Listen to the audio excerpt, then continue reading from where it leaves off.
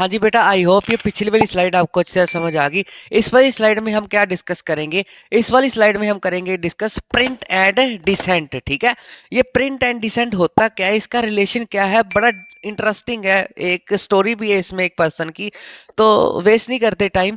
Heading क्या है? Print and descent. ठीक है, प्रिंट का मतलब तो आपको पता ही है, ठीक है, जो प्रिंट टेक्नोलॉजी है। और दूसरा वर्ड है डिसेंट। डिसेंट का मतलब क्या होता है? मतभेद। ठीक है, नहीं समझ आया?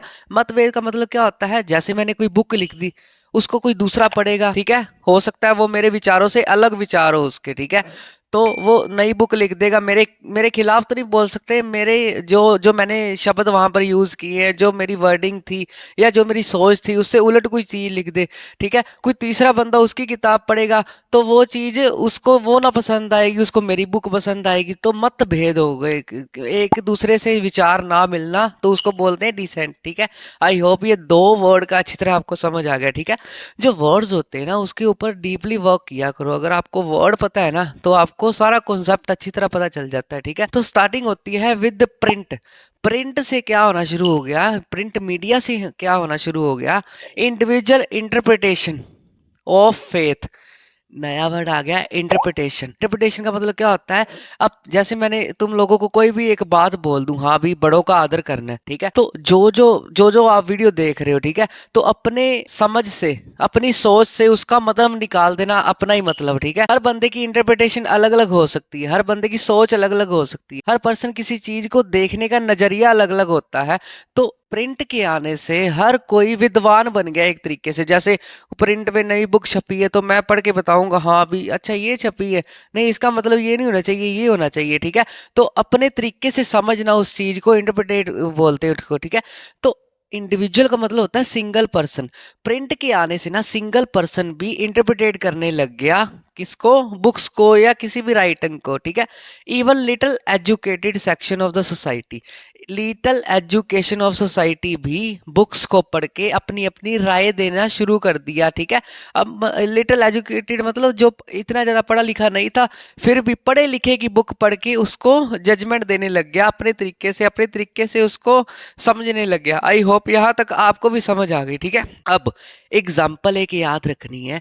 एक बंदे ने किसको समझा और उसका रिजल्ट क्या निकला, वो हम डिस्कस करेंगे। ठीक है, अगला कॉन्सेप्ट है एग्जाम्पल का। एग्जाम्पल में आपने एक पर्सनैलिटी का नाम याद रखना है। पर्सनैलिटी कौन है? मैनोकियो। ठीक है, इसको याद रखने का तरीका, इसने ना नोकिया के मोबाइल बनाए थे, नहीं नहीं कुछ ऐसा नहीं याद रखना, साउंड ऐसी आ रही है ना नोकियो, तो मैनोकियो। मैनोकियो एक पर्सन है, ठीक है, कोई लंबी जोड़ी बात नहीं है। वो एक मिलर है इन इटली। इटली में एक मिल में काम करता है, मिलर है। ठीक है, इतनी बात समझ आ गई? नहीं।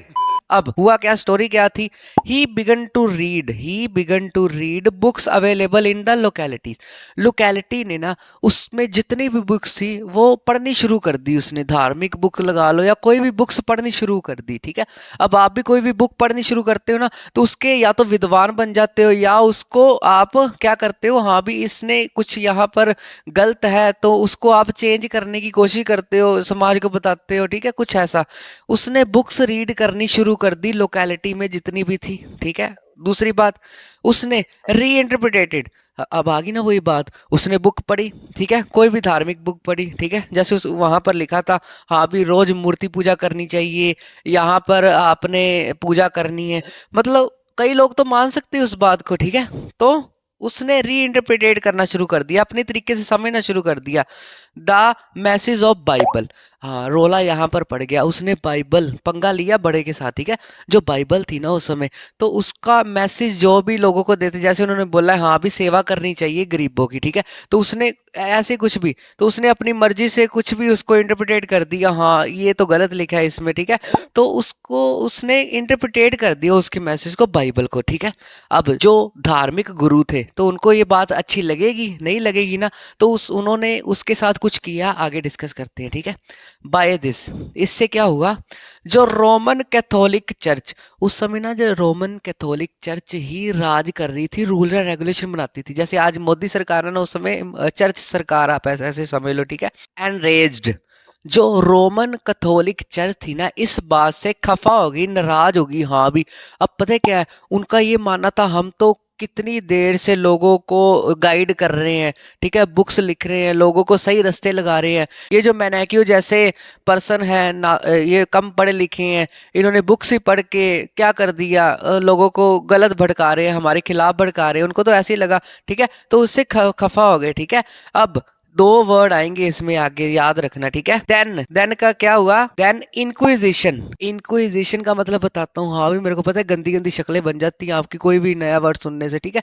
तो है कुछ नहीं, अगर आपने ये बचपन से 9th या 8th में सुने होते ना वर्ड, पता है क्या होता है, कुछ बच्चे ऐसे बोलते हैं हाँ सर इस वर्ड का कोई सिंपल वर्ड नहीं हो सकता, तो मैं उसको यही बात बोलता होता हूँ, अगर आपने इस क्लास में उस जिस क्लास का वर्ड है उस क्लास का वर्ड याद रख लिया ना, तो आपको क्या करेगा, आगे जाके वो वर्ड तंग नहीं करेगा, ठीक है। तो आगे जाके बड़े सारे टफ वर्ड आएंगे जो आपको तंग करेंगे, ठीक है। अगर मैं यहाँ पर एक गुंडे से बचा लूंगा ना, जो टफ वर्ड होता है वो गुंडे की तरह होता है, ठीक है। अगर मैं आपको एक गुंडे से बचा लूंगा तो लाइफ में आगे बड़े गुंडे आ जाएंगे, टफ वर्ड बड़े आ जाएंगे, तो उससे आपको कौन बचाएगा, इसलिए अभी याद कर लो, ठीक है। Inquisition by Roman Catholic church, ठीक है, टू रिप्रेस हेरेटिकल आइडियाज। कुछ नहीं समझ आई, अभी बताता हूँ, अभी बिल्कुल अच्छी तरह समझ आ जाएगी। इंक्विजिशन का मतलब होता है जांच पड़ताल करनी, ठीक है। इंक्विजिशन इंक्विजिशन 50 बार बोलोगे ना, अगर आपको बड़ा टफ लग रहा है तो आपको अच्छी तरह रट जाएगा। इंक्विजिशन मतलब क्या होता है, जांच पड़ताल करनी। उन्होंने एक सभा बुला के जांच पड़ताल की इस मैटर की, ठीक है, बाय किसके द्वारा, रोमन कैथोलिक चर्च, ठीक है। रोमन कैथोलिक चर्च ही करेगी ना जांच, क्यों, क्योंकि उनके खिलाफ कोई भड़का रहा है लोगों को, ठीक है। रिप्रेस का मतलब होता है दबाना, जो उस समय रोमन कैथोलिक चर्च वालों की ज्यादा हवा थी ना, ऐसे समझ लो, तो उनकी हवा कम कर रहे थे कुछ लोग, तो उनको रिप्रेस करने के लिए, इसको याद रखने का तरीका, उनको प्रेस करने के लिए, दबाने के लिए उन्होंने ये बैन लगा दिया, क्या, हेरेटिकल का मतलब होता है जो धर्म से रिलेटेड नहीं होता, हेरेटिकल। इंक्विजिशन इंक्विजिशन का मतलब होता है जांच पड़ताल की। उसके बाद उन्होंने रूल लागू कर दिया, हाँ भी हेरेटिकल आइडियाज को कोई भी पब्लिश नहीं करेगा, अब कोई भी बता नहीं सकेगा, ऐसे तो कोई भी उनके आइडियाज को इंटरप्रिटेशन करके कोई अपने तरीके से बता सकता है, उनका तो मेन मकसद होता है तो लोगों को सही रास्ते लगाना, ठीक है। वो तो लोग दूसरों की बातें सुन के भटक जाते हैं, ठीक है। उसके बाद क्या हुआ, देन एग्जीक्यूटेड मेनोकियो। तो ये स्टोरी आई होप यहाँ तक आपको अच्छे से समझ आ गई, ठीक है। मेनोकियो कौन था, ठीक है, उसने बुक्स पढ़ी, ठीक है, उसने अपने तरीके से इंटरप्रिटेट किया, किसको बुरा लगा, रोमन कैथोलिक चर्च को, ठीक है, उन्होंने लास्ट में ये रूल बना दिया, ठीक है। तो इसके चक्कर में एग्जीक्यूट किया गया मेनोकियो को। क्वेश्चन आ सकता है what is the reason behind execution of Menocchio, तो आप सारी स्टोरी लिख दोगे, राम कहानी जो मैंने बताई है, ठीक है। इसकी डिटेल में नीचे पीडीएफ में बढ़िया दे दूंगा।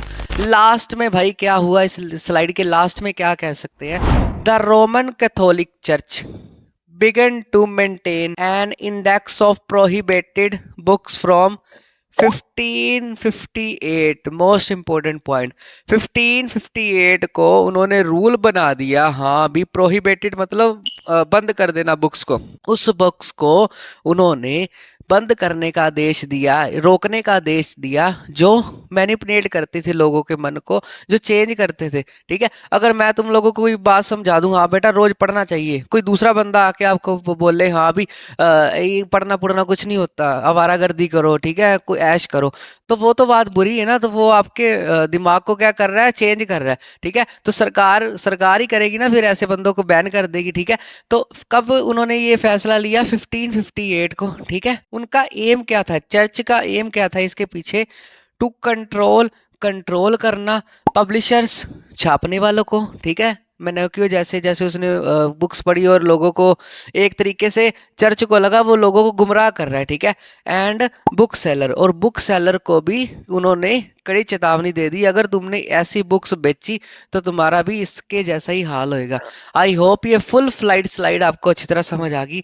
अगली स्लाइड में हम क्या करेंगे, एक फुल चैप्टर ट्रिक्स के साथ देखने के लिए डिस्क्रिप्शन बॉक्स में लिंक पे क्लिक करें